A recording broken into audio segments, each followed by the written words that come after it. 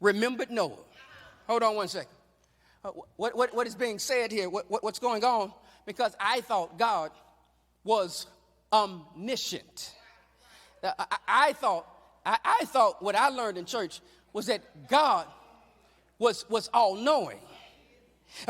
Does this mean that God can potentially develop spiritual amnesia and dementia concerning God's actions in the world? This is why it's important to read your Bible in context. Because the word to remember in Hebrew and the word remember in English are two different words. Have you know that the word in Hebrew is not the same as our word remember in English? In English, it's at a very human level, wherein it also includes the temptation and ability to forget.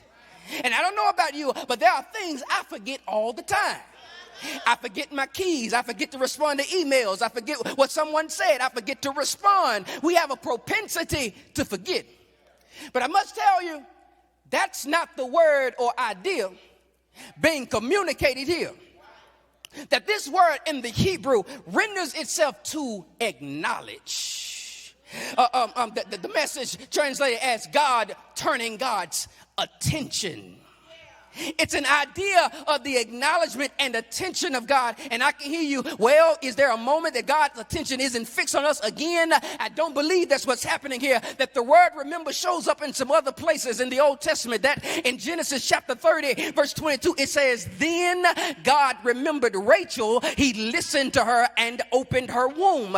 Rachel wanted a child and wasn't able to conceive. But when God remembered her, acknowledged her, paid attention to her, her story then changed. Exodus chapter 2 verse 24, the children of Israel are crying out to God because they've been in Egypt for a mighty long time and things aren't going well. God heard their groaning.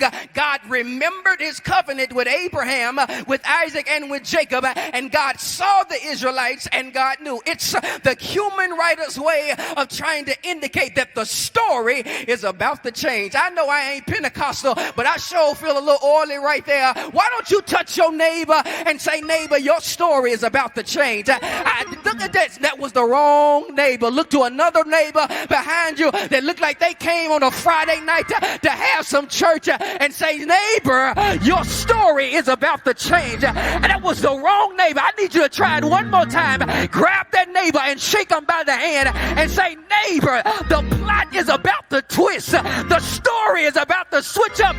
God is about to change my narrative. Wait, hold on. They're in bondage. God remembers, and then God brings them out. Rachel can't have a child. God remembers, and then opens her womb.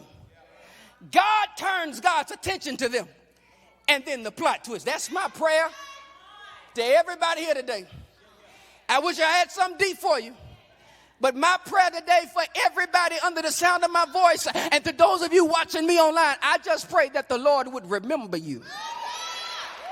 I just pray that the Lord would turn his attention toward you. I just pray that the Lord would look at you in your situation. I just pray that God had a way of turning your situation around. Is there anybody in here that can give God about 5 seconds of praise and say, that's my testimony? The only reason I'm still here is because God turned his attention to me. Wait.